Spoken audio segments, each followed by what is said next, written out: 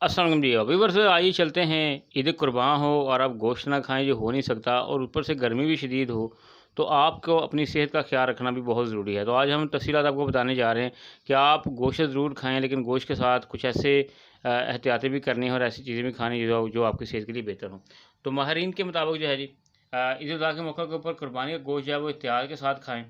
माहरीन सेहत ये कहते हैं कि गर्मा के मौसम में जो है गोश्त खाने से बदहज़मी हो सकती है।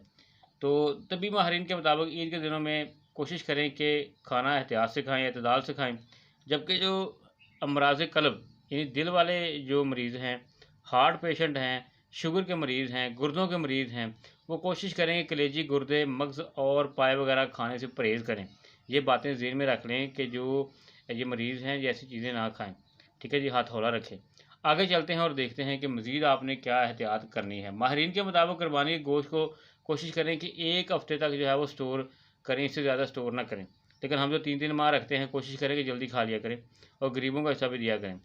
ईद उल अज़हा के फ़ौरन बाद जो है गैस्ट्रो के केसेस बहुत ज़्यादा हो जाते हैं। आज आप जानवरों की कुर्बानी कर रहे हैं, छुरी फेर रहे हैं उनको, फिर आगे डॉक्टर जो है अपना छुरा तेज़ कर लेते हैं।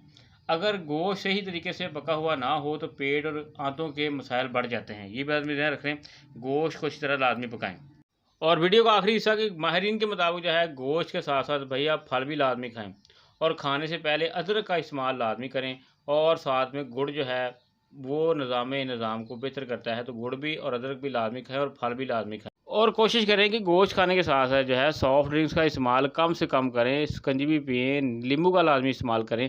ये चीज़ें आप इस्तेमाल कर लें, कोल्ड ड्रिंक्स को जो है वो छोड़ें, वो आपकी सेहत को जो है वो ज़्यादा बर्बाद करती हैं। उम्मीद करें कि आपको आज की हेल्थ टिप्स पसंद आएँगी। शुक्रिया जी।